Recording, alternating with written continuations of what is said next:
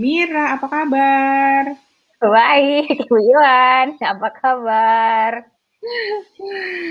Halo semua teman-teman nih yang sudah bergabung. Mohon maaf, tadi ada kendala-kendala teknis ya, jadi kita mulur. Tapi semoga masih sabar menanti, ya semuanya masih siap nih nerima dengerin obrolan kita hari ini. Sharing-sharing ya. Kita hari ini sama Ibu Mira, sama saya juga. Oke, baik. Teman-teman, hari ini seperti yang sudah kita share dari Konseling Satir Indonesia, kami hari ini mau ngobrolin tentang tips gimana sih caranya supaya kita bisa tetap kelola stres dengan situasi yang sekarang ini. Ini udah bulan ke-10 ya. Sudah bulan ke-10 kita di rumah aja. Udah bulan ke-10 kita hidup dengan kebiasaan yang baru, ya kan? Dengan kebiasaan yang baru. Yang biasanya keluar rumah setiap hari tanpa kekhawatiran apa-apa, lalu sekarang banyak sekali yang harus disiapkan sebelum keluar, dan ketika kembali ke rumah juga begitu. Betul. Ya, kebiasaan hidup bersihnya sih sebenarnya nggak apa-apa ya, Bu Mira. Artinya itu jadi sesuatu hal yang tidak tidak apa ya, tidak salah, tidak mungkin juga banyak yang sudah sering gitu ya. Pulang Betul. terus mandi gitu kan, jangan tidur Mm-mm. tiduran, jangan ini dulu, ya itu dulu Ganti gitu, baju ya, cuci tangan gitu cuci kan. tangan. Sebenarnya di satu sisi tuh ini mengajarkan kita untuk ingat lagi hidup bersih, hidup sehat ya kan. Betul. Hanya saja ketika ini sebabnya adalah sebuah virus, wabah, akhirnya kan ya sesuatu yang membuat kita akhirnya bukan hanya sekedar menjalankan rutinitas hidup bersih, tapi di samping itu kita tuh ada kekhawatiran-kekhawatiran ya kan. Mm-mm. Mas terus gitu kan, aduh ini tadi gimana ya pas tadi di sana. Terus apalagi kalau dengar ternyata ada rekan yang kita habis ketemu ternyata terkonfirmasi positif. Terus kita jadi, aduh aku ngapain ya tadi, tadi kontak sama dia gimana ya, dan akhirnya banyak hal ya yang akhirnya kita khawatirkan. Mm-mm. Nah, Betul. kalau bicara soal itu, akhirnya yang ada sadar nggak sadar kita jadi agak kepikiran ya. Hmm. Karena kita nggak sadar kalau ternyata itu bikin stres. Nah, Betul. especially buat ibu-ibu ya, karena kita berdua ibu-ibu. Walaupun bapak-bapak juga punya stresnya sendiri, yang biasanya tiap hari pas Mm-mm. keluar rumah, kadang mungkin jadi cabin fever ya, jadi aduh, head apa ya, nggak nyaman gitu kan, anak-anak mulai bosan, mulai suka ngambek, mulai suka cranky, Mm. suka, aduh nggak tahu maunya apa, dia sendiri nggak tahu gitu, dia mau apa, pokoknya dia ngerasa nggak nyaman, orang tuanya harus menyamankan, supaya semua serba nyaman, seperti halnya kalau kita naik pesawat, ya kan, yang pertama harus pakai oksigen kalau terjadi sesuatu adalah kita dulu sebelum kita ngebantu orang lain. Sebelum Betul. anak kita gitu kan ya, maksudnya sebelum kita bantu anak kita sebaiknya kita juga save diri kita dulu. Sama seperti halnya di rumah, untuk ibu-ibu nih terutama. Pengen anaknya tenang, ibunya juga harus tenang, ya kan? Ditambah lagi PJJ berlangsung. Mungkin ada yang masih di awal-awal nih rasanya masih masih belum banyak tugas gitu ya, atau baru mulai masuk nih ada tugas-tugas yang akhirnya itu suka bikin tensinya geser lagi, suara volumenya Benar. naik lagi gitu kan. Terus nggak sadar ternyata tuh kita kepikiran, kita stres, kita nggak nyaman gitu kan. Banyaklah sesuatu yang bikin kita nggak nyaman. Kalau Bu Mira sendiri gimana? Di Kalau sana saya Kalau saya mungkin keadaannya sedikit beda gitu ya, karena anaknya belum PJJ, karena Oh iya, anaknya masih 3 tahun ya kan, jadi apa namanya belum mengalami stres yang menemani anak belajar online ya. Uh, di satu sisi saya punya stres yang sama, tapi beda kondisi aja gitu. Tapi yang namanya stres mah tetap sama ya, di mana-mana mah orang apa namanya temanya stres gitu, walaupun kondisinya mungkin berbeda gitu, seperti itu. Kalau di sana dibandingkan dengan di Indonesia gitu ya, gimana sih apa ya kebiasaan orang-orang di sana? Gimana kalau yang Bu Mira tahu? Artinya mungkin ke level kekhawatirannya tuh secara umum sama nggak sih? Kalau saya Dan awareness-nya juga gitu. Kalau orang-orang di sini mungkin karena saya lebih banyak diem di rumah ya.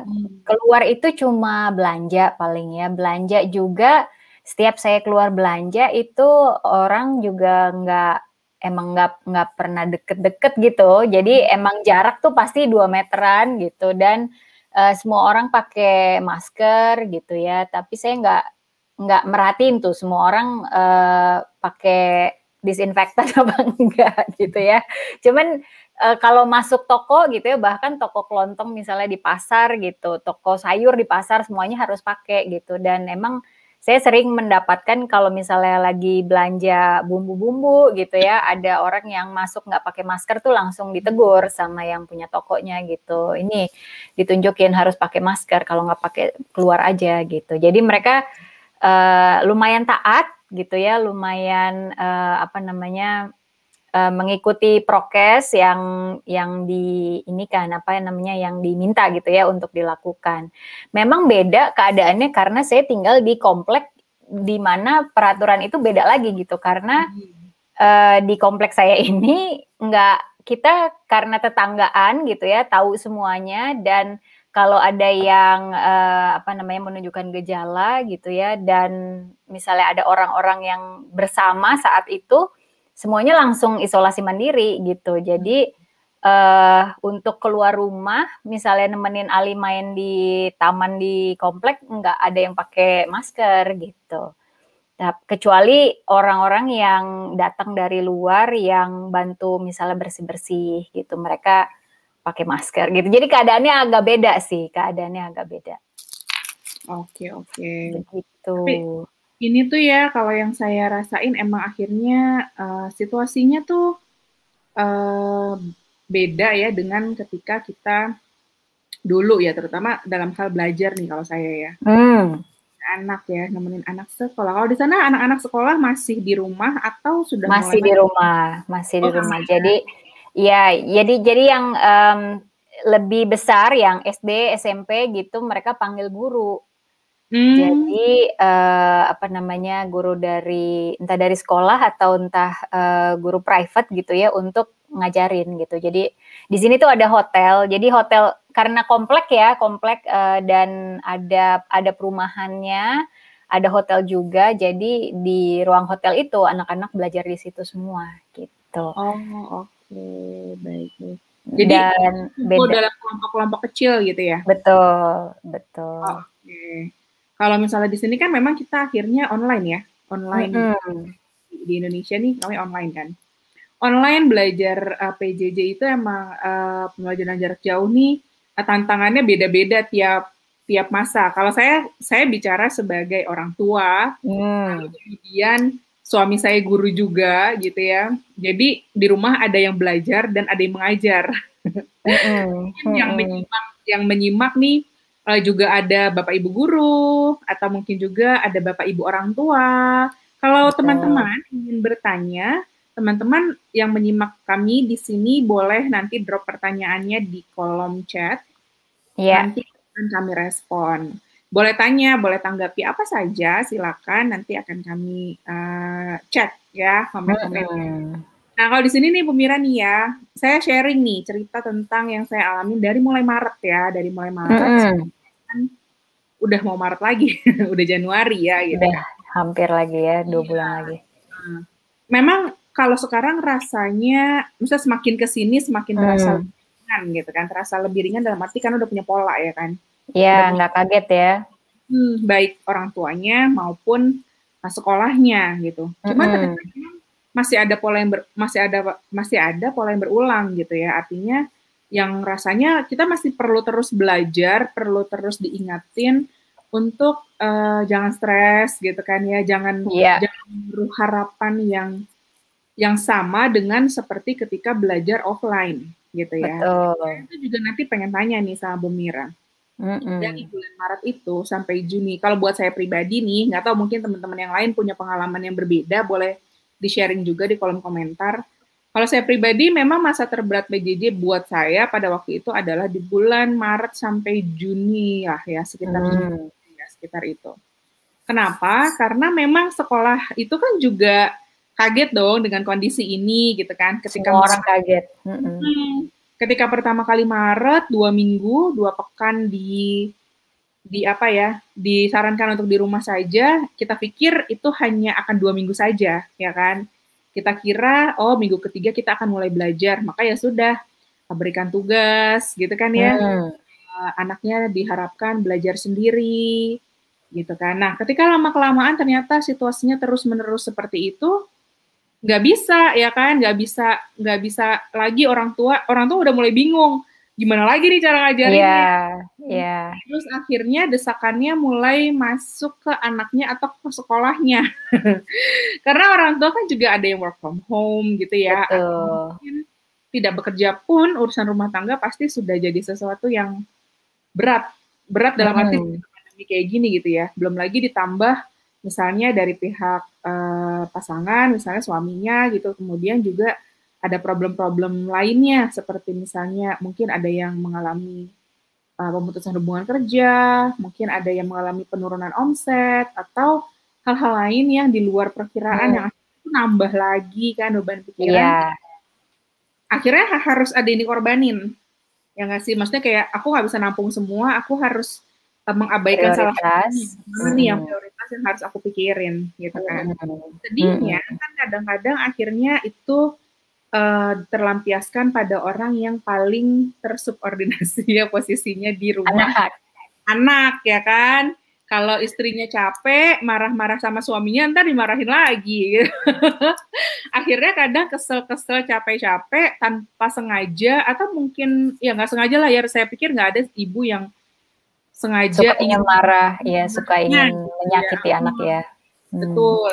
Soalnya abis itu biasanya nyesel ya kan. Mhm. Malam-malam tidur nyesel, maafin ibu, tapi terus besok marah lagi. Apakah hanya saya yang begitu atau Mira suka gitu Oh, juga? saya juga begitu. Iya gitu kan, karena tanpa sadar. Dan kadang saat itu nggak merasa stres, kirain ya cuman kayak kesel aja dengan tingkah si anak yang ternyata Hmm. anaknya ternyata kesalahannya tidak sebesar itu ketika kita pikirkan lagi, seharusnya tidak membuat kita semarah itu. Tapi apa ya sebenarnya yang bikin saya kok jadi semarah itu dengan kesalahan sekecil itu? Gitu. Hmm. Itu yang kadang-kadang akhirnya baru dipikirin ketika tenang, sendirian, malam-malam, berjanji besok tidak akan ke-trigger lagi, berjanji besok tidak akan berharap orang lain memenuhi harapan saya, baik itu anak maupun sekolah. Kadang kan kita Betul. juga terdesak antara orang tua itu sekolah punya tuntutan akademik yang diharapkan anaknya memenuhi apa yang sudah dibuat oleh kurikulum misalnya, lalu orang tua ini ada yang punya kapasitas untuk bisa membantu, ada yang enggak. Ada yang memang nggak ngerti, saya nggak bisa nih ngajarin anak saya. Anaknya juga belajar online di sekolah nggak ngerti, lalu harus apa? Hmm. Akhirnya jadi Mhm. khawatir kan, apakah nanti kalau ketika sudah mulai sekolah anak saya menjadi yang paling tidak bisa dibandingkan teman-temannya, gitu kan? Itu kan akhirnya kekhawatiran baru lagi. Saya Betul. akhirnya mikir, gimana dong gitu. Nah itu tuh gimana ya Bu Mira, mungkin Bu Mira juga lihat ya fenomena itu gitu kan ya, ada anak yang mengalami kasus-kasus kemarin dimarahi orang tuanya di video kan lalu viral gitu kan. Ya. Ya kan ada juga kemudian yang anaknya mengalami apa ya bisa dibilang kekerasan dalam rumah tangga ya kan karena berbagai alasan gitu. Jadi kompleks memang ya persoalannya. Tapi Betul. kan Betul. kita bisa coba ya hindari. Kita bisa coba Hmm. bantu orang-orang di sekitar kita yang rasanya perlu bantuan, terutama diri kita sendiri lah minimal.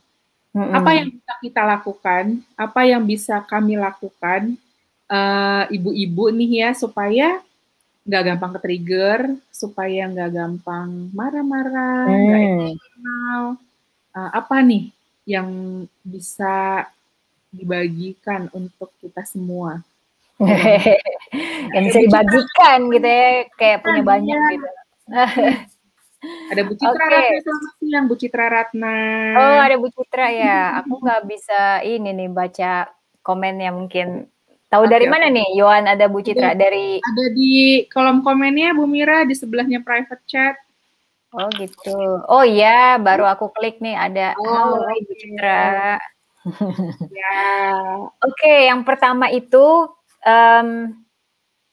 cara membantu diri biasanya ya. Ini juga karena saya juga apa namanya ya mengalami stres juga, walaupun kondisinya beda ya.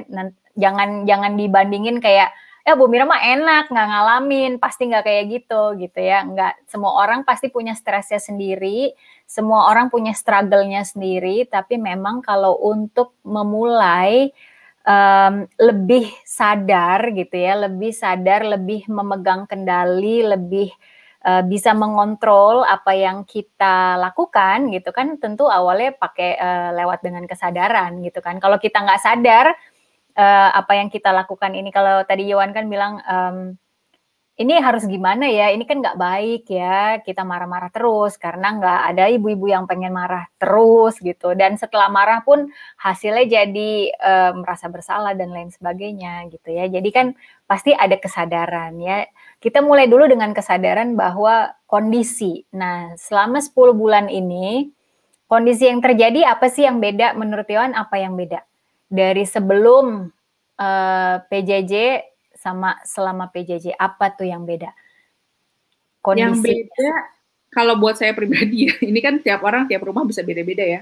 Kalau saya sebetulnya memang sejak 2019 saya di rumah, ya kan. Saya tidak lagi kerja ke kantor, jadi memang pusat kehidupan saya ya di rumah. Ketika dulu pagi, saya punya waktu tenang, gitu ya. Saya punya waktu tenang, saya punya waktu me time, gitu ya, yang cukup banyak dibandingkan sekarang. Ketika Oke. dulu pagi nih suami keluar ya, subuh pergi, pagi berangkat, saya tinggal sama si kecil gitu ya. Ya hanya mengurus dia dengan situasi rumah yang cukup tenang. Ketika dia tidur ya artinya saya punya waktu sendiri. Tapi saat ini kan tidak. Semua punya waktu siklus yang beda-beda. Yang satu lagi butuh dilayani apa, yang satu butuh dilayani apa, yang satu dia bangun, terus dilayani lagi kan jadi kayak full ya terus-terusan. Yes, yes. Iya, kalau bekerja dari rumah sih ya tetap ada pekerjaan dari rumah, tapi cenderung Okay. lebih berat kalau work from home kali ya, yang biasanya offline ya.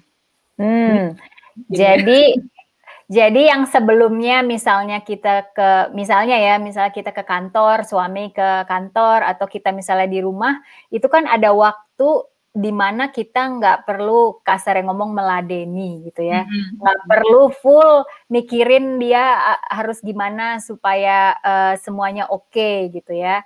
Begitu PJJ full ya kan, 24 jam kita harus standby gitu ya, kita harus pusing mikirin kebutuhan semua orang, termasuk kebutuhan kita sendiri ya kan. Berarti di situ yang beda yang pertama itu ya kan, jadi ada exposure. Exposure itu maksudnya kita jadi apa ya, katanya tuh bukan terpapar ya, lebih kepada kita jadi sering ketemu gitu. Semakin orang sering ketemu, semakin nggak bisa pura-pura ya kan. Kalau kalau dulu sebelum PJJ ya kan, kalau kita nggak suka sama sesuatu gitu ya, terus oh ya udah besok juga lupa gitu ya. Atau misalnya kita berantem pagi nih sama suami misalnya, atau suami berantem sama istri atau sama anak, oh ya udah ntar juga pulang sekolah, pergi ke sekolah, ntar juga pulang udah biasa ya kan. Sekarang kan nggak bisa kan. PJJ itu menambah dinamika relasi dalam keluarga gitu, karena mau nggak mau kita harus menghadapi langsung apa yang biasanya kita hindari ya kan. Kita kan biasanya menghindar dari jarak kan, jarak yang membuat kita jadi apa namanya, bisa ya calm down dulu ya, dari calm down sampai ya udah anggap aja udah selesai gitu. Kalau sekarang kan nggak bisa kan, udah nggak bisa jarak gitu ya, bisanya ya paling satu di kamar satu di belakang gitu ya, atau satu di dapur, satu di ruang TV, itu doang jaraknya gitu ya. Nggak bisa yang apa namanya, kalau nggak suka ya udah pergi dulu sebentar gitu. Misalnya pergi juga kemana, tambah takut lagi ya kan. Jadi dinamikanya di situ. Dan ini kita jadi dihadapkan kepada bagaimana langsung memproses segala sesuatu tanpa kita menghindar lebih lama, gitu. Itu yang jadi problem pertama. Kita nggak terbiasa akan exposure gitu. Kita nggak terbiasa langsung memproses segala sesuatu. Itu yang pertama. Nah, ini kaitannya juga dengan belajar anak, ya kan? Kita mungkin ya, ini sepertinya PJJ ini tidak jadi masalah untuk orang-orang tua yang memang homeschooling anaknya, ya kan? Nah, kenapa bedanya coba? Yang homeschooling, misalnya ada yang sudah homeschooling dari sebelumnya kan, Iya, gitu. betul. Nggak tahu, kalau menurut saya karena memang sudah punya pola ya. Sudah memang itu yang dijalankan sebelumnya, tidak mengagetkan gitu ya. They know what to expect, ya kan? Tahu apa yang diharapkan gitu, tahu polanya seperti apa.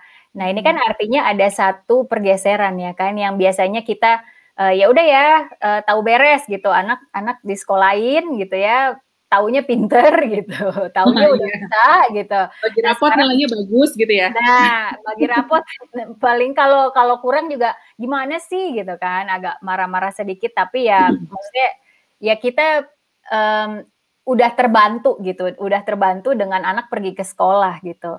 Dan disitulah jadi satu proses yang baru ya kan. Kalau tadi kan exposure karena kita yang biasa dihindari, ini sekarang mau nggak mau langsung dihadapin gitu ya. Yang kedua berkaitan dengan belajar anak, yang biasanya kita terima jadi, sekarang harus kita usahain. Gitu ya kan. Jadi mau nggak mau memang dihadapkan kepada kesannya kayak kalau dulu tuh ada istilah, bukan dulu ya, maksudnya masih ada istilah sekarang, untuk bantu satu anak butuh satu kampung gitu. Tahu nggak Yohan itu istilah itu?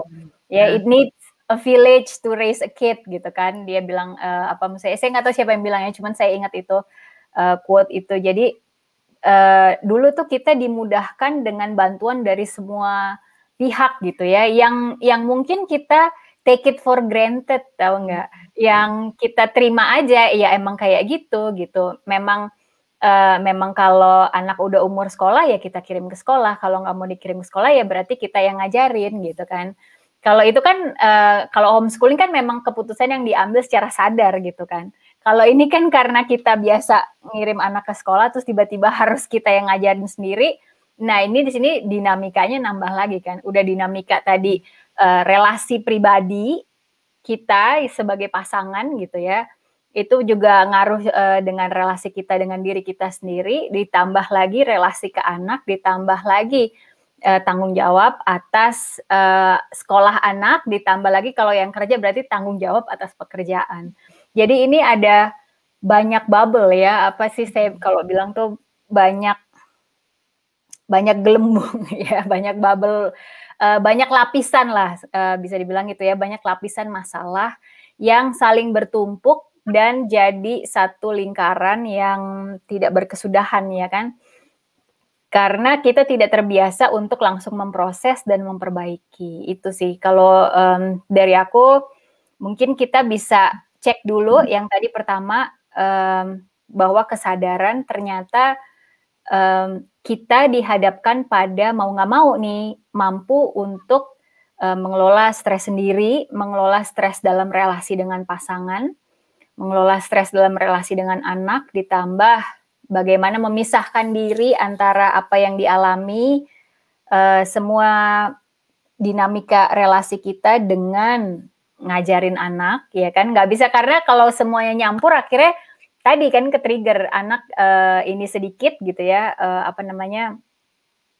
nggak bisa sedikit atau anak ngeluh sedikit gitu ya, langsung marah misalnya, terus malam langsung jadi nyesel gitu ya. Kalau saya sih lihatnya gini, kalau kita dalam keadaan stres, biasanya apa sih yang kita lakukan?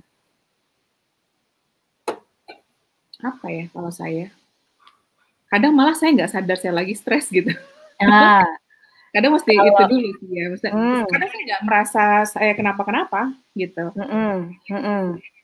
Tahu-tahu mulai notice pas misalnya ternyata mengalami keluhan fisik. Dan tuh akhirnya suka ke situ gitu kan. Ya, Kok pusingnya nggak berkesudahan ya, minum obat pusing juga terus. nggak hilang ya gitu. Terus itu baru kayak karena udah berulang gitu ya, karena akhirnya udah belajar satir juga, udah mencoba mengenali gunung es nih gitu kan. Maksudnya artinya sebenarnya yang lagi terjadi sama diri saya. Jadi kayak bicara dulu ke dalam diri ya, self talk gitu kan, terus juga merenungkan dulu apa yang terjadi. Apa iya saya stres gitu kan atau apa gitu. Tapi kalau ditanya apa yang dilakukan ketika stres, yang ngelakuin sesuatu yang menyenangkan ya kalau saya. Kadang jadi agak irrelevan pada saat itu. Betul, Nah, betul. biasanya kita kayak mencari kesibukan, meninggalkan hal-hal yang jadi sumber stresnya gitu. Oke, at least kita tahu ya, ada satu kegiatan yang kita lakukan untuk menenangkan diri kita, untuk membantu kita meregulasi emosi kita, dan jauh dari sumber stres gitu ya, yang dianggap sebagai sumber stres. Misalnya itu sumber stres adalah anak ya, kita bukannya kita nggak sayang sama anak ya. Ada saat dimana kita overwhelmed, ada saat dimana kita ngerasa, oke, kalau deket terus nih, kalau saya nggak ambil jarak gitu ya, ini yang ada ngomel terus gitu. Dan kalau ngomel terus, akhirnya nyakitin dia, nyakitin saya juga gitu kan. Ada saat dimana kita kayak sadar kayak gitu ya, dan kita langsung mengambil jarak dan kita melakukan segala sesuatu untuk membantu kita, baik itu yang disadari ataupun maupun yang tidak disadari. Nah, kalau tadi misalnya ya contoh lain ya, mungkin banyak yang jadi nonton drakor ya kan, itu kan juga salah satu cara untuk menghindar ya kan. Cara orang biasanya ada yang menghindar ya, dia distraksi gitu ya, dia akan mengambil jarak, akan mengambil satu kegiatan lain yang dianggap, yang diharapkan gitu ya, bisa membuat lebih tenang, lebih ngerasa oke, lebih ngerasa siap untuk menghadapi sumber stres. Ada juga yang ini, mungkin kita bisa lihat, ini sebagai bentuk regresi ya. Jadi kayak misalnya, kita makan gitu ya, kalau kita stres itu regresi ya kan.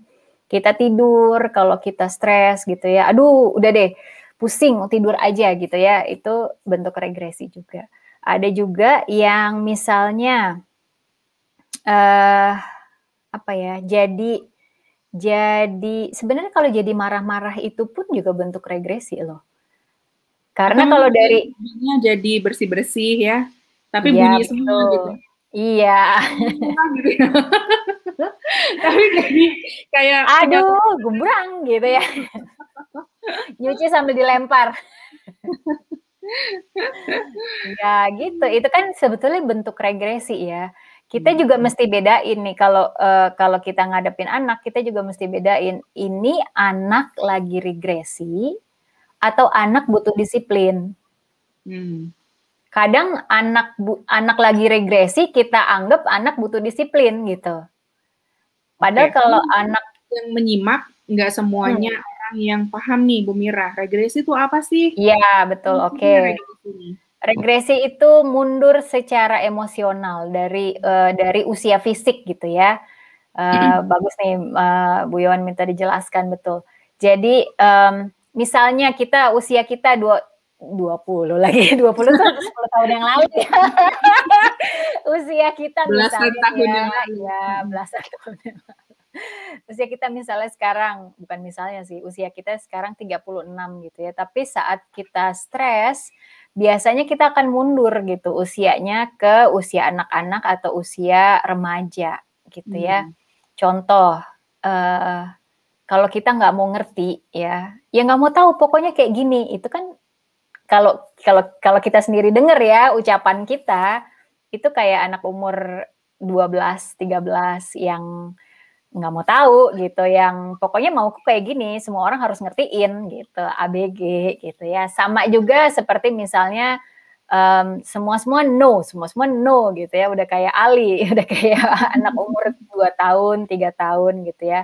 Jadi banyak orang yang juga menghadapi stres ini dengan cara tadi, regresi secara tidak sadar mundur ke usia yang lebih muda gitu, untuk mencoba mengendalikan situasi ya supaya emosinya lebih bisa lebih nyaman gitu ya.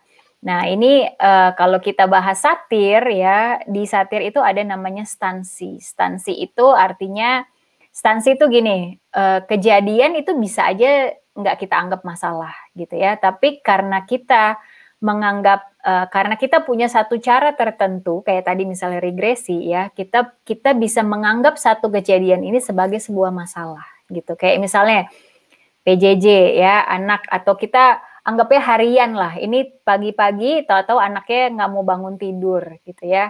Nggak mau bangun tidur dan padahal dia harus mulai belajar online ya kan. Nah di sini kan udah mulai nih naik darah ya kan, naik darah. Karena apa? Karena kita berusaha mengontrol ya kan, kita berusaha sebuah event atau kejadian anak nggak mau bangun tidur, nggak mau tetap aja tidur-tiduran walaupun udah dikasih tahu, walaupun udah dimarahin gitu ya. Jadi satu kejadian yang bikin kita stres, ya kan?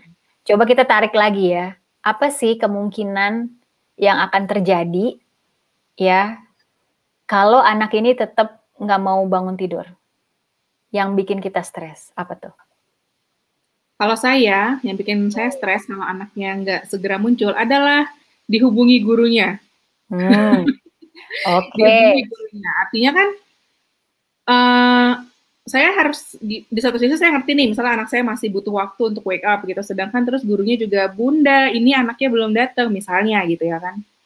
Terus saya kayak harus memenuhi harapannya siapa nih, gitu kan. Ini harapannya sekolah, anak saya cepat muncul, harapan anak saya give me a minute gitu kan. Time, ya. Gimana tuh? Nah, lihat juga lagi, ini nggak mau bangun tidur, masalah disiplin atau masalah regresi, ya kan? Masalah ya kan, ya kita kan mungkin berpikir yang stres cuma kita doang gitu, padahal anak juga bisa stres kan. Mungkin dia nggak bisa ngasih tahu seperti atau nggak bisa menyadari, kita aja jarang bisa menyadari kalau kita lagi stres ya kan. Apalagi anak juga seperti itu. Mungkin pada saat dia nggak mau bangun tidur itu bukan masalah disiplin gitu, itu bukan masalah kayak gitu ya. Aja. Iya, lihat aja ntar diapain ya kalau nggak mau bangun, itu kan disiplin ya. Tapi lebih kepada dia kolokan lagi, manja-manja, dari suaranya kita tahu ya, gitu. Nah itu udah mulai tanda-tanda regresi kan. Kalau regresi kita nggak bisa pakai marah-marah, kita nggak bisa juga pakai diem, kita nggak bisa pakai ngomong gitu. Kalau satir tuh bilangnya make contact gitu, making contact. Jadi kontak tuh kontak tapi kontaknya lebih kepada koneksi. Nah di satu sisi ya memang ada harapan dari guru ya. Tapi kita lihat juga ini apakah ini sering terjadi atau baru kali ini terjadi gitu ya. Ya maafnya gede lah ya kalau baru kali ini terjadi gitu ya. Berarti it's okay. Ya kita harus cek juga apa sih artinya kalau guru itu nelpon ke kita. Apakah kita langsung dihadapkan kepada saya orang tua yang nggak baik, saya orang tua yang nggak becus, saya orang tua yang apa. Nah itu di blok dulu gitu. Karena kalau kita mencampur dua kejadian ini, harus ngurus anak, ditelepon sama sama guru dari sekolah. Kalau ini kecampur, akhirnya yang ada adalah anak yang regresi, kita malah jadi marah, anak nggak kebantu, anak terpaksa gitu ya melakukan. Kita juga nggak bisa nyenengin gurunya karena anaknya juga ogah-ogahan gitu ya. Guru juga kesel gitu ya, nambah semuanya jadi satu problema baru gitu. Nah, jadi yang pertama dilakukan menurut Virginia Satir adalah make contact gitu ya, make contact. Jadi bikin satu koneksi yang mendalam kepada anak. Nah, ini juga kita perlu nih bikin kayak benteng. Satu, respon guru tadi kita ini dulu, kita apa namanya, istilahnya berhenti di luar pagar, nggak masuk dulu ke kita, supaya kita bisa hadir buat anak. Karena kebanyakan semua yang kita lakukan ke anak itu bukan dari ya niatnya, motivasinya adalah kita sayang sama anak, tapi penggeraknya adalah rasa khawatir, rasa takut, rasa cemas, rasa nggak enak, merasa saya bukan orang tua yang baik kalau saya nggak bisa nyuruh anak gitu, bukan orang tua yang baik karena nggak bisa bantu anak untuk hadir PJJ, ya kan? Itu kan jadi nyampur ya. Nah, kalau itu bisa sebentar gitu ya, di istilahnya kita dulu gitu ya. Betul, di hold dulu. Di pikiran kita bayangin aja kayak kita ada dalam satu benteng gitu ya. Semua harapan-harapan ini gitu ya, semua pikiran-pikiran yang nggak menolong ini kita suruh tunggu di luar pintu aja dulu. Gitu ya. Terus kita make contact sama anak. Percaya deh, begitu kita bisa make contact sama anak, itu rasanya lain. Nah, begitu kita rasanya lain, jadi istilahnya tuh tangki cinta anak penuh, tangki cinta anak kita tangki cinta kita juga penuh karena hubungan memperbaiki ini berhasil, maka apapun pendapat dari luar, apapun istilahnya pemikiran kita sendiri ya yang nggak baik tentang diri kita sendiri, hasil dari omongan orang misalnya, hasil dari telepon guru misalnya, itu jadi berubah cara kita menanggapinya. Gitu. Nah, make contact ini yang pertama Satir bilang gini, pakai sentuhan, gitu ya. Jadi kalau menghadapi anak regresi, pertama kita harus sadar juga bahwa kita nggak lagi regresi juga. Kalau enggak ntar kita regresi bareng, gitu kan. Kalau kita regresi bareng, nggak ada yang saling membantu, ya kan. Paling enggak kita sadar bahwa anak lagi regresi dan kita siap untuk memenuhi kebutuhan ininya anak, apa namanya, kebutuhan anak akan rasa dicintai, kebutuhan anak akan rasa dimengerti.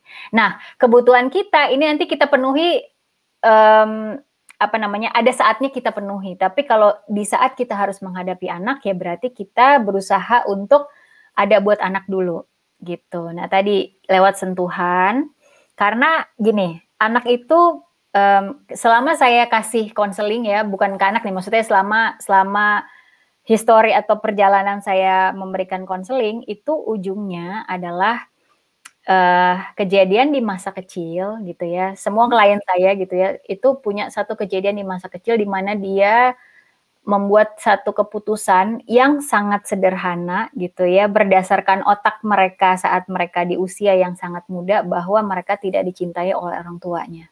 Hanya karena satu kejadian yang dia nilai sangat subjektif saat itu. Bisa aja, contoh ya nih saya kita coba melihat saat pandemi ini adalah saat yang tepat untuk membina kontak, membina koneksi dengan anak, walaupun gitu ya, walaupun keadaan nggak berubah, tapi ini bisa jadi satu kesempatan. Jangan sampai begitu anak besar gitu ya, generasi anak-anak kita ini semuanya misalnya saya nggak tahu nih, datang konseling semuanya punya masalah yang sama, trauma di saat PJJ pandemi 2020-2021 gitu. Jangan sampai kita punya satu generasi semua yang sama seperti itu. Nah, oleh karena itu anggaplah satu kejadian ini sebagai sebuah kesempatan. Satu tadi lewat sentuhan, lewat cara kita ngomong, dan cara kita menatap anak gitu. Jadi apa sih yang dia butuhin gitu ya. Saya ingat waktu kita training konseling Satir kemarin juga ada ya, salah satu dari peserta bilang di mana saat dia regresi, saya ingat ibu saya pernah bangunin dengan suara yang sangat lembut gitu ya, dan itu sangat membekas gitu. Apakah itu yang anak butuhkan gitu ya, kita bisa mikir nih, maksudnya kita bisa berasumsi apakah itu yang anak butuhkan, karena Satir bilang kalau kita mau mengubah orang gitu ya, kita mau membantu orang untuk berubah, kita harus penuhi dulu dambaannya. Kalau teori behavior kan apa namanya, punishment and reward gitu ya. Itu berhasil tapi bawa trauma ya kan. Karena berubah perilakunya tapi meninggalkan unfinished business gitu ya. Betul. Jadi berubahnya bukan karena dia mau berubah, tapi berubahnya karena terpaksa gitu. Takut gitu ya. Ya, betul. Daripada ya kan bikin masalah lagi, daripada gimana lagi, ya udah gitu kan, akhirnya kayak gitu. Itu bisa bertahan 1 bulan, 2 bulan, 3 bulan ya kan. Tapi kalau senjata yang sama ya kan, kita kan juga bingung reward apa lagi ya, punishment apa lagi ya. Kan karena kalau punishment itu kan makin lama makin meningkat kan. Makin meningkat ya nauzubillah menjalik ya. Jangan sampai kayak kasus-kasus yang sudah pernah terjadi gitu. Nah, kita kan juga nggak pengen kayak gitu. Nah, itu tadi. Jadi sentuhan gitu ya. Lalu kata-kata dan kontak mata. Itu sih gitu. Jadi salah satu tips gitu ya. Dari satir, kita lihat dulu ini regresi atau disiplin. Masalah disiplin atau regresi. Taunya dari mana? Taunya dari reaksi anak.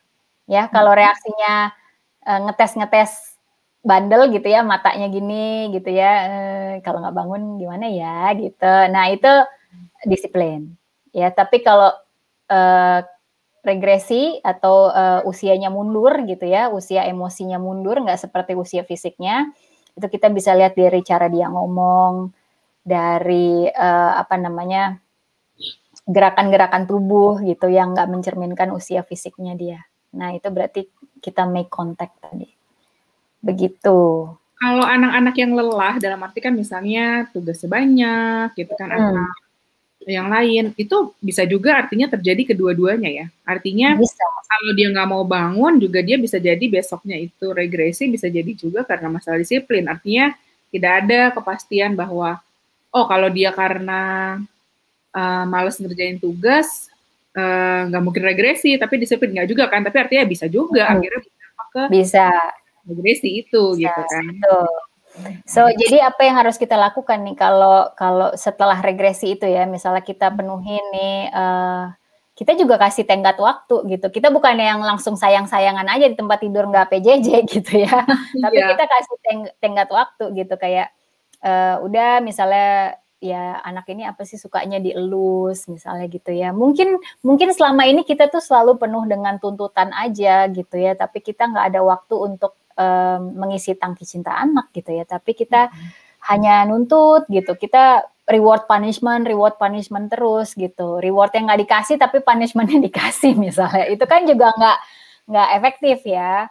Dan kadang kita menetapkan reward punishment itu juga nggak sama seperti teori behavior yang seharusnya gitu, nggak tepat gitu mungkin apa yang kita berikan. Nah, setelah misalnya nih kita balik lagi dengan make contact tadi, sentuhan, kata-kata yang lembut dan tatapan mata langsung gitu ya.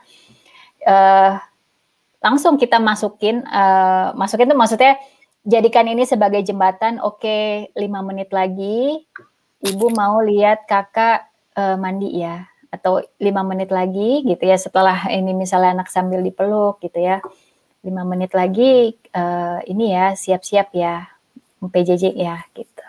Jadi ada waktu yang kita kasih tahu ya, tenggat waktu, sehingga anak jadi karena kebutuhan atau dambaannya sudah terpenuhi gitu ya, kebutuhan untuk dicintainya, untuk dimengerti, sudah terpenuhi, maka dia akan berusaha meregulasi diri dia. Karena anak itu butuh orang tua untuk meregulasi diri. Gitu. Nah, disinilah kesempatan emas gitu ya. Jadi kita nggak happy itu nggak kita tunggu nanti setelah pandemi selesai gitu.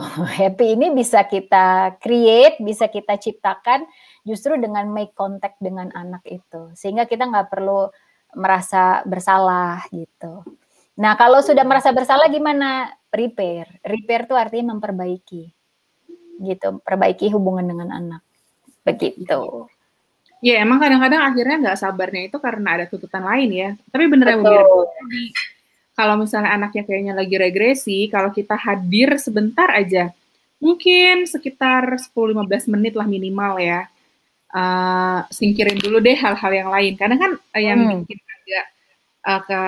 agak-agak jadi kepicu juga gitu ya, ke-trigger juga adalah ketika misalnya nih yang ibu bekerja gitu ya, di waktu yang sama harus meeting gitu kan, nggak bisa ninggalin rapatnya, tapi anaknya nggak bangun-bangun, terus gurunya menghubungi ibu anaknya kemana, itu kan akhirnya jadi wah gitu kan. Yes. Nah kadang-kadang hal-hal yang kayak gitu ya, yang bikin situasinya menjadi sulit. Atur mungkin bisa dikondisikan gitu ya. Kalau saya kadang misalnya kayak mengkondisikan, oke, nggak ada meeting saat jam anak PJJ misalnya. Kalau yang masih bisa begitu kan itu bersyukur sekali ya gitu. Betul. Itu aja tetap suka masih nggak sabar karena kok nggak ngerti-ngerti gitu kan. Atau terus kok adiknya juga minta perhatian gitu-gitu kan. Jadi banyak sekali hal gitu. Tapi mungkin memang kita perlu ya, perlu itu gitu. Sama seperti halnya ketika kita bekerja di kantor, someday anak sakit, terus kita harus memilih apakah kita stay di rumah menemani dia yang sedang sakit atau kita harus ke kantor meninggalkan anak dengan orang lain. Kan itu artinya pilihan-pilihan. Betul. Sama ya, seperti halnya ketika PJJ, satu waktu berbenturan, ada kondisi pekerjaan, tuntutan pekerjaan dan anak, mungkin bisa negosiasi ya gitu kan ya. Betul. Anak saya lagi seperti ini. Karena memang kalau ketika dua-duanya running, biasanya pasti nggak sabar sih ya kalau menurut saya. Betul. Karena pikiran harus segera kembali ke sana, sedangkan ini juga ngerasa ibunya nggak hadir penuh gitu kan. Iya. Gitu untuk yang sambil bekerja gitu. Betul. Kita bisa bilang sih, maksudnya kalau menurut saya pekerjaan juga ya, bos gitu misalnya, itu akan punya rasa mengerti bahwa ini semua orang, ini lagi pandemi, semua orang nggak ngerti caranya. Jadi yang terjadi adalah ya kita akan slow down gitu. Kita nggak bisa kalaupun misalnya keadaan ini udah beda gitu. Jadi prioritas gitu ya, dan rasa maklum gitu, itu juga pasti berbeda sih. Begitu dari bos gitu ya. Dan ini juga kan kadang kita yang menuntut diri kita sendiri gitu. Bosnya udah, iya nggak apa-apa kok, nggak apa-apa. Tapi karena kita orang yang nggak enakan gitu ya, kita jadi mau memperlihatkan bahwa kita nggak apa-apa gitu ya, sedangkan kita apa-apa gitu, kita apa-apanya sama anak gitu, jadinya malah berusaha jaga integritas ke pekerjaan, tapi akhirnya ngorbanin anak gitu ya istilahnya. Betul, istilahnya seperti itu. Padahal mungkin bos di kantor gitu ya ngerti gitu untuk untuk nggak apa-apa, ini bisa didelegasikan misalnya, atau kasih waktu dulu 10 menit gitu. Atau kalau misalnya bosnya nggak ngerti, kita juga bisa bilang loh, secara asertif ya. Asertif maksudnya secara terbuka gitu ya. Kita bisa bilang secara terbuka bahwa kalau saya paksakan saya hadir, sedangkan saya punya masalah di rumah, saya hanya minta waktu 10 menit gitu ya, untuk bisa membantu anak saya, sehingga saya bisa hadir dan kerja 100% untuk bapak atau ibu.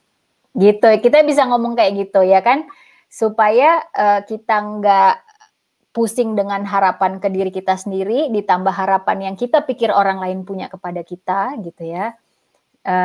Nanti malah jatuhnya ke anak gitu, malah terlampiaskannya ke anak gitu. Iya.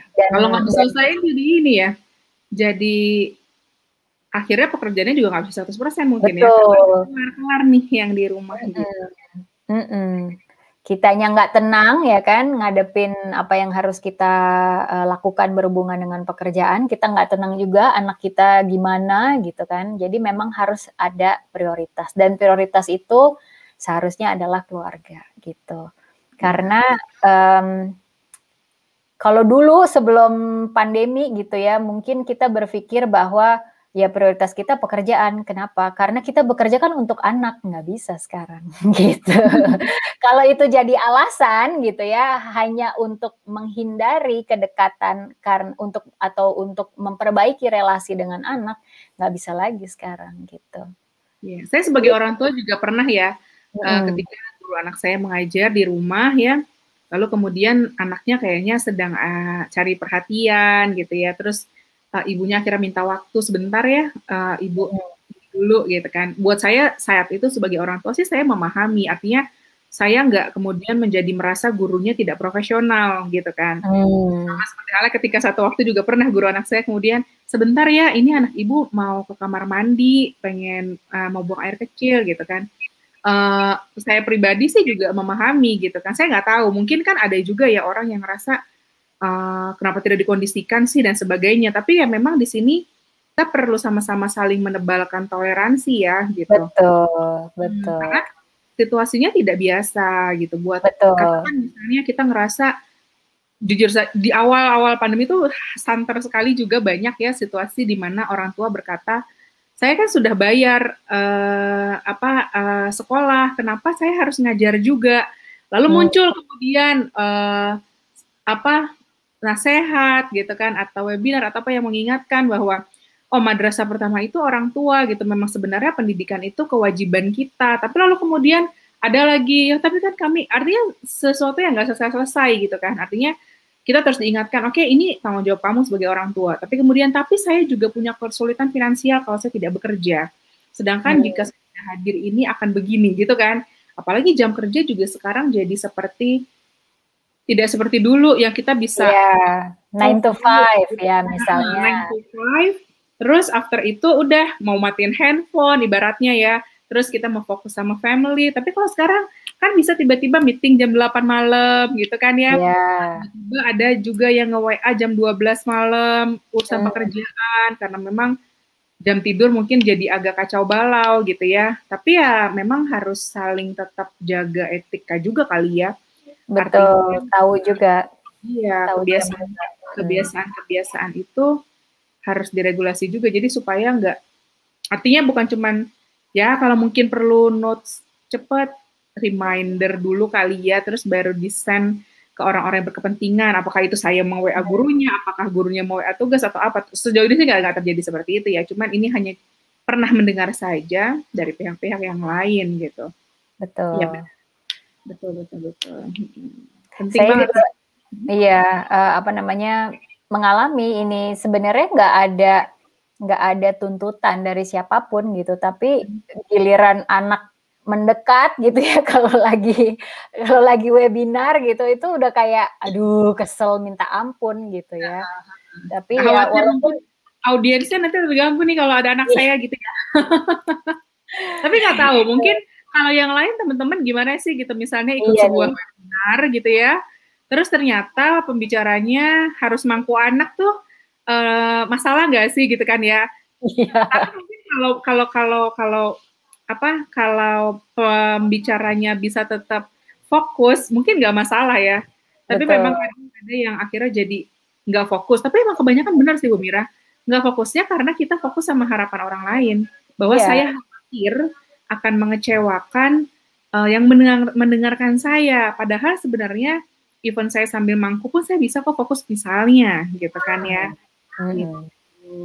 Ya. Tadi tuh ada satu hal yang Bu Mira bilang tentang minta waktu sejenak gitu, tinggalkan dulu yang lain di luar. Mungkin kalau buat ibu-ibu rumah tangga nih gitu ya, ketika antara harus beresin rumah sama nemenin anaknya main gitu kan, rasa-rasanya beresin rumah itu lebih penting gitu kan, karena ya sudahlah main dulu saja sendiri gitu kan, tapi ternyata nggak asik buat dia pengen main sama ibunya. Nah kadang-kadang saya juga suka gitu, suka kayak sebentar ya, ntar dulu nih lagi cuci piring gitu kan, akhirnya jadi panjangan ngambeknya. Akhirnya harus toleransi sama diri sendiri juga. It's okay. Saya belum bisa ngepel sekarang, nanti deh gitu, tunggu anak diatur gitu kan, nanti deh Betul. apalah gitu ya yang lain gitu ya.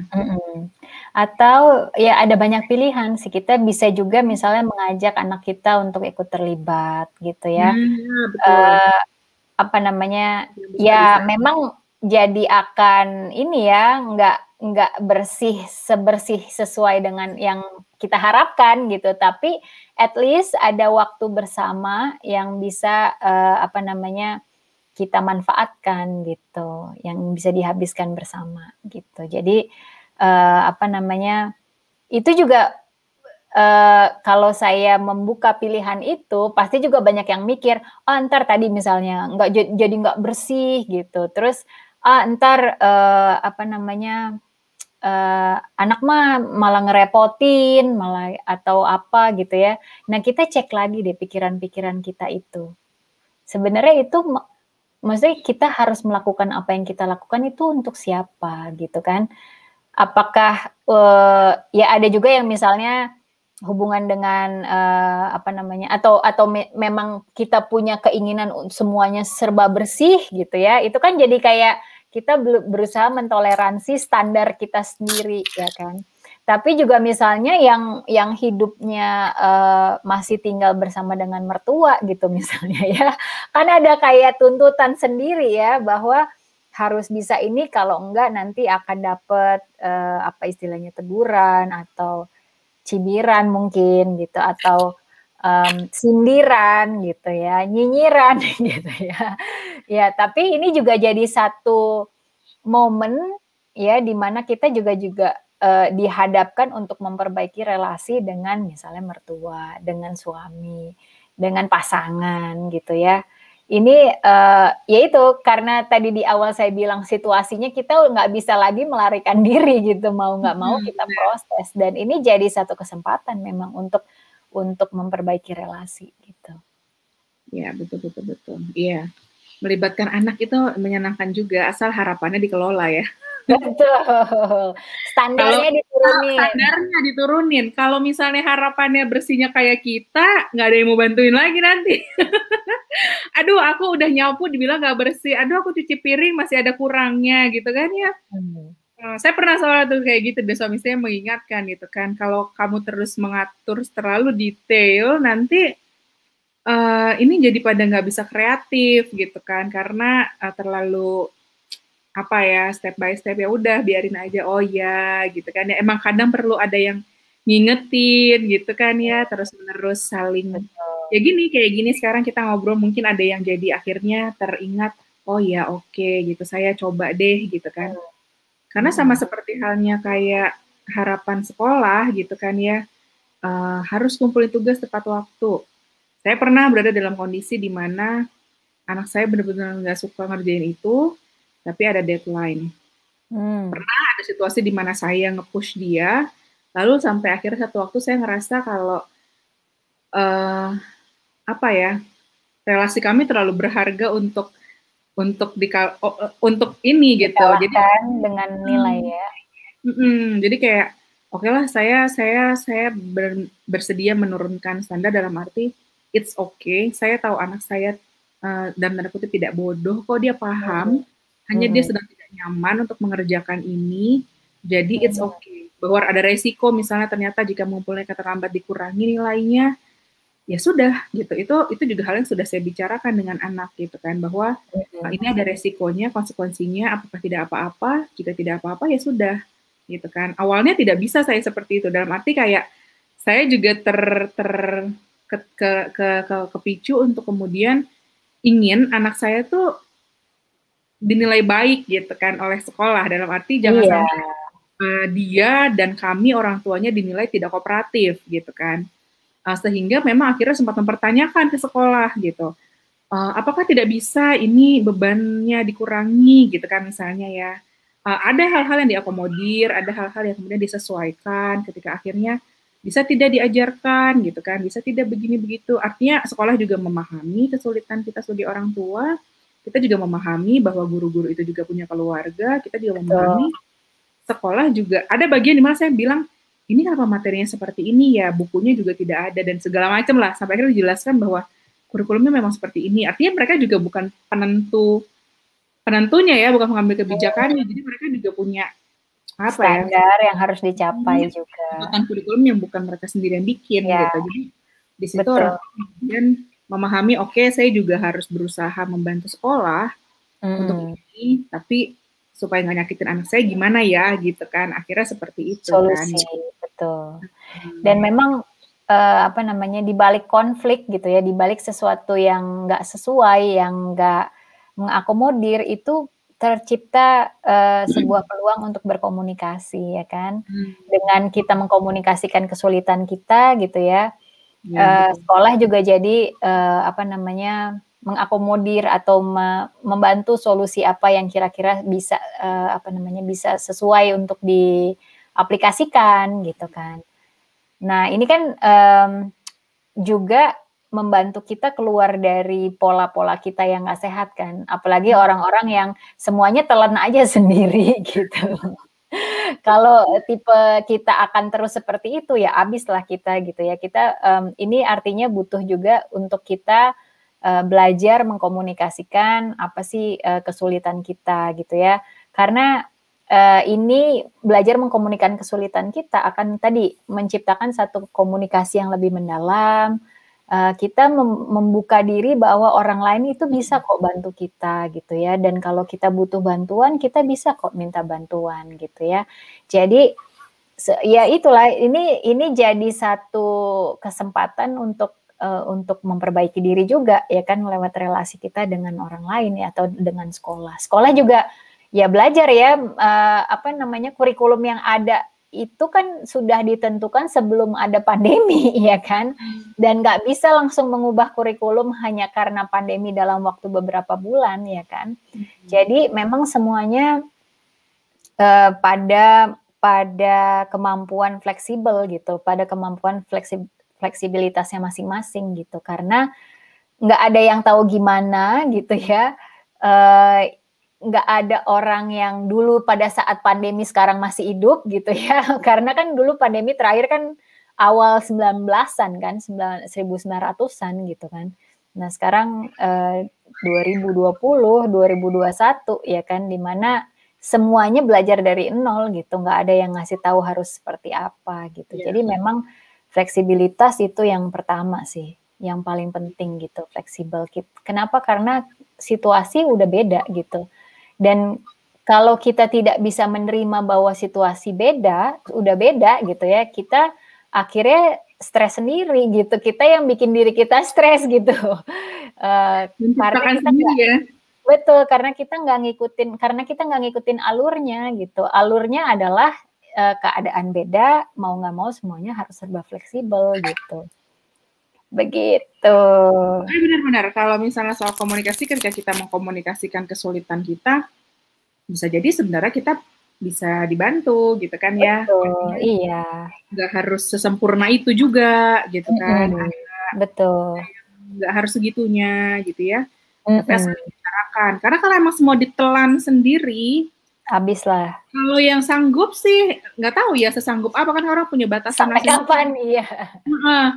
Bisa jadi keluar tiba-tiba dalam apa ya, picuan yang memicunya kecil tapi wow gitu, meledak gitu, atau akhirnya berefek ke sakit fisik ya biasanya ya. Artinya menyertai. Tapi kita nggak akan bahas ini sekarang, soal kalau misalnya nih gitu ya, stres disimpan sendiri, anggap aja nggak ada, udah lupain. Kadang-kadang itu sebenarnya cuma di-repress ya, cuma disimpan, yang akhirnya itu kan bisa ke-trigger keluar gitu kan. Bukan hilang gitu, tapi sebenarnya itu kita cuma lagi menyimpan aja.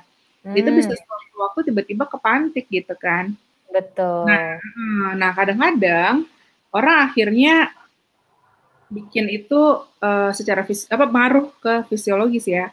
Betul. Fisiologis.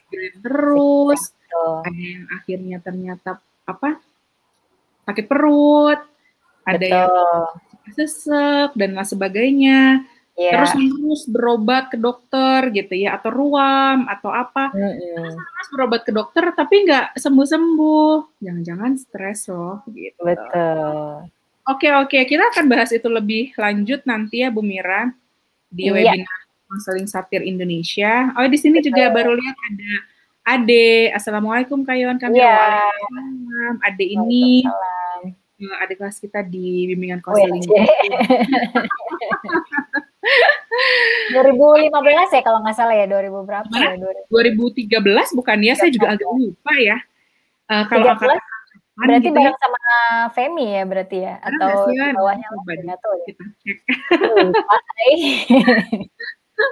Kelihatannya sih ini tidak ada yang bertanya ya. Tidak ya, kelihatannya tidak ada ya. Jadi kita akan akhiri pembicaraan kita, ngobrol-ngobrol kita hari ini. Kita akan lanjutin tentang yang tadi, apakah psikosomatis ya kalau kita sebutnya. Jadi kadang-kadang ketika kita stres, itu ternyata kita bisa mengenali dari gejala fisik yang terjadi.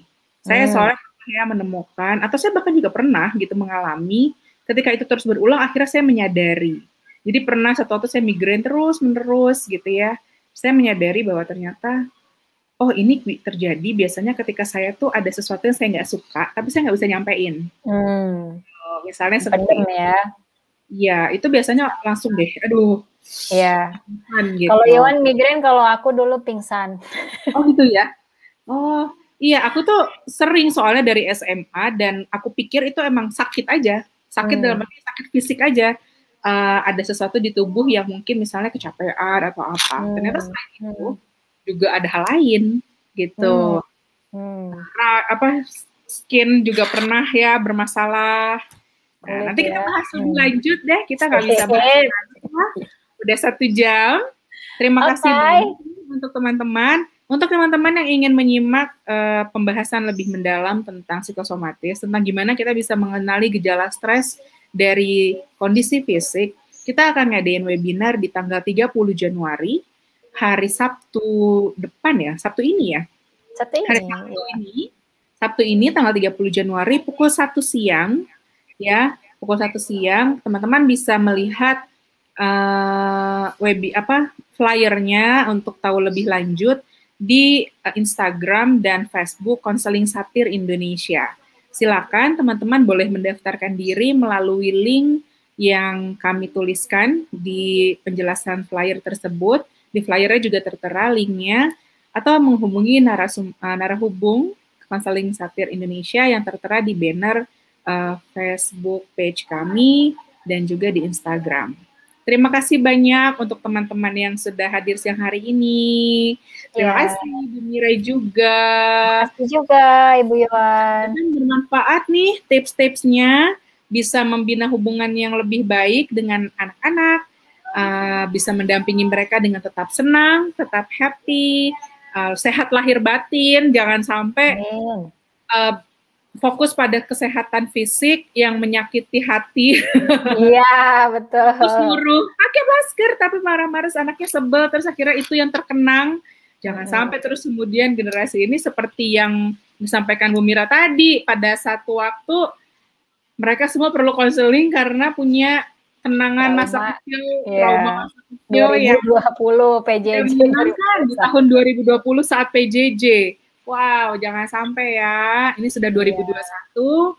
Yuk sama-sama kita berusaha menebalkan toleransi kita untuk diri kita sendiri, untuk keluarga terutama, juga untuk orang-orang lain di sekitar kita. Terima kasih banyak. Assalamualaikum warahmatullahi wabarakatuh. Waalaikumsalam warahmatullahi wabarakatuh. Sampai ketemu. Sampai ketemu. Kita juga ada Facebook Live lagi nanti ya. Iya. Facebook Live juga tiap Selasa. Oke. Sehat selalu, Bu. Sehat selalu juga, Liv ya. Oke.